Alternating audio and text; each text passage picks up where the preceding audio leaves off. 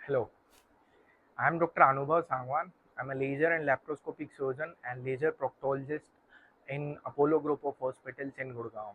So आज मैं discuss करने जा रहा हूँ एक बहुत ही कॉमन कंफ्यूजन है एनल फिशर के पेशेंट्स में। दे वांट टू आस्क कि एनल फिशर का कोई परमानेंट ट्रीटमेंट है या ये हमेशा ही टेम्परेरीली होता है ट्रीटमेंट और हमेशा रियकर होता है। The answer is no.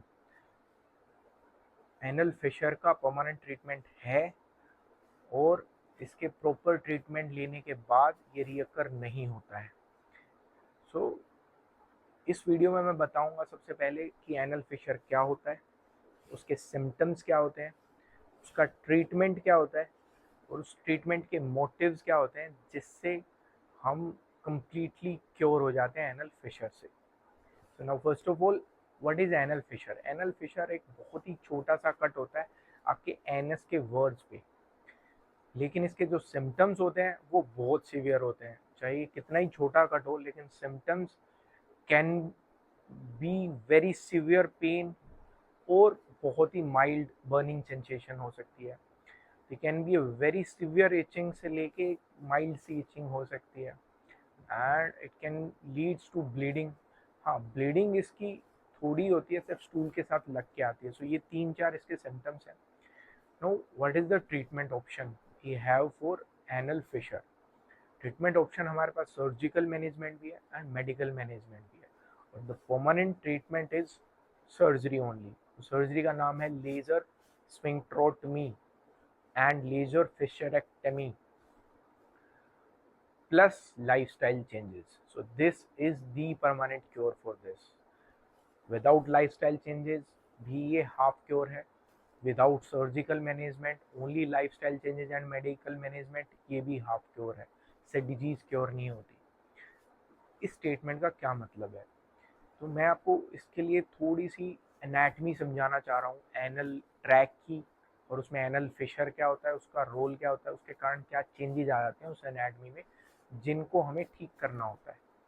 So anal track एक ऐसा गोल पाइप जैसी ऑर्गन है हमारी बॉडी में जिसका साइज 4 सेंटीमीटर तक होता है। वो पाइप, वो एनल ट्रैक अंदर से एक प्रोटेक्टिव लेयर से कवर्ड होता है और बाहर से मांसपेशियों से कवर होता है जिनको स्फिंक्टर कहते हैं। सो जो अंदर की प्रोटेक्टिव लेयर है, जब वो वीक हो जाती है किन्हीं कारणों से, वो कारण मैंने अपनी पहली वीडियोस में भी अच्छे से समझाए हैं। वो कारण होते हैं लंबे बैठे रहना, लंबी कब्जी की शिकायत रहना, पानी कम पीना, तंबाकू का सेवन करना, मल्टीपल डिहाइड्रेशन एपिसोड्स, जैसे आपको कोई टाइफॉइड हो गया या आप कहीं ट्रैवल करने गए या आपने कंटिन्यूसली स्पोर्ट्स खेला और लिक्विड इनटेक उतना है नहीं, टबैको इनटेक भी, च्युइंग टबैको भी, स्मोकिंग। सो इन सब कारणों से अपनी प्रोटेक्टिव लेयर जब 50% वीक हो जाती है, तब उस एनएस के वर्ड्स पे कट लगने स्टार्ट हो जाते हैं। उन कट्स को एनल फिशर कहते हैं। स्टार्टिंग में माइल्ड बर्निंग सेंसेशन होती है, और धीरे धीरे जब ये कट हील होते हैं जिसके कारण आपकी एनएस कॉन्ट्रैक्ट होकर नैरो होती जाती है, तो वो सिवियरिटी बढ़ती जाती है आपकी पेन की, बर्निंग सेंसेशन की और इचिंग। ऐसा क्यों होता है? जब भी यहाँ कट लगता है तो इसके चारों तरफ जो मैंने बताया था मांसपेशियां, जिनको स्फिंक्टर कहते हैं, वो कॉन्ट्रैक्ट होके इस कट को बंद कर लेते हैं। कट को बंद कर लेंगे तो आपको सिम्टम्स नहीं आएंगे, और जैसे ही आप स्टूल पास करने अगले दिन सुबह जाएंगे तो आपको जोर लगा के स्फिंक्टर्स को डायलेट करना पड़ेगा, जिससे वो कट ओपन हो जाएगा। और स्टूल पास करने के स्टार्टिंग में आपको पेन होगा काफ़ी। वो पेन इसलिए होगा, जैसे ही आप खोलेंगे आपका वूंड ओपन हो जाएगा और वो उस वूंड पे जब रब करके जाएगी स्टूल तो इट विल कॉज पेन। सो जैसे ही स्टूल पास करेंगे वो बर्निंग सेंसेशन परसिस्ट करेगी हाफ एन आवर से लेके 1 आवर से पूरे दिन तक, लेकिन उसकी severity half an hour 1 hour के बाद कम हो जाएगी। क्यों हो जाएगी? बिकॉज वो स्फिंक्टर्स वापस कॉन्ट्रैक्ट हो जाएंगे, उस वुंड को बंद कर लेंगे। बर्निंग सेंसेशन बिल्कुल खत्म भी हो सकती है और माइल्ड भी हो सकती है। सो अब पैथोलॉजिकल पार्ट क्या है इसमें, इशू क्या है? इशू है कि जब ये कॉन्ट्रैक्ट होती है मांसपेशियां, ये छोटा सा जख्म हील क्यों नहीं होता है? ये हील इसलिए नहीं होता है कि इन मांसपेशियों के थ्रू अपनी ब्लड वेसल्स आ रही होती है। उन ब्लड वेसल्स से जो ब्लड आता है उसी से ये वुंड हील होता है, और अपनी बॉडी में किसी भी वुंड में अगर एडिक्वेट ब्लड ना जाए तो वो इचिंग कोज करता है। तो इसी कारण आपके एनल रीजन में इचिंग होने लगती है और वो वुंड कभी हील ही नहीं होता बिकॉज उसका ब्लड इनएडिक्वेट होता है, बिकॉज स्फिंक्टर्स कॉन्ट्रैक्ट हो गया और उन्होंने उस वेसल को कंप्रेस कर दिया है। सो इसकी ट्रीटमेंट के में हमारा मेन मोटिव क्या होता है, हमें मांसपेशियों को फैलाना है ताकि अपनी ब्लड वेसल्स ओपन हो जाए और वहाँ एडिक्वेट ब्लड सप्लाई पहुँच जाए। ये हम कैसे अचीव कर सकते हैं? हम सर्जिकली भी कर सकते हैं, मेडिकली भी कर सकते हैं।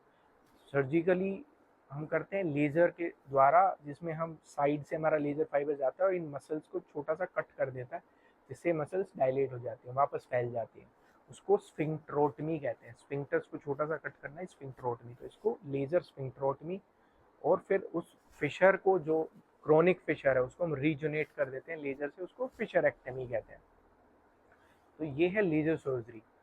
अब मेडिकली हम इसको परमानेंटली ठीक नहीं कर सकते हैं, बट यस हम इस एरिया की सिकाई कर सकते हैं। किसी भी एरिया की सिकाई करते हैं वो रेड हो जाता है, ऐसा क्यों होता है? क्योंकि सिकाई करने से मांसपेशियां फैलती हैं और ब्लड सप्लाई बढ़ती है, यही हमारा मोटिव है।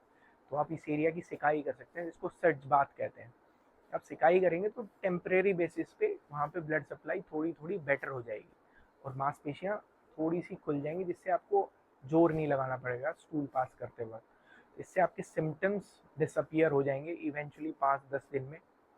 लेकिन permanent treatment is laser surgery with lifestyle changes. Lifestyle changes बहुत ज़रूरी हैं सर, बिकॉज ये सारी चीज़ें कब स्टार्ट हुई हैं? जब आपकी प्रोटेक्टिव लेयर वीक हो गई है। तो उसको स्ट्रेंथन सिर्फ आप कर सकते हैं by avoiding long sitting, by taking adequate amount of liquid during your work, during your day, during your sports activities.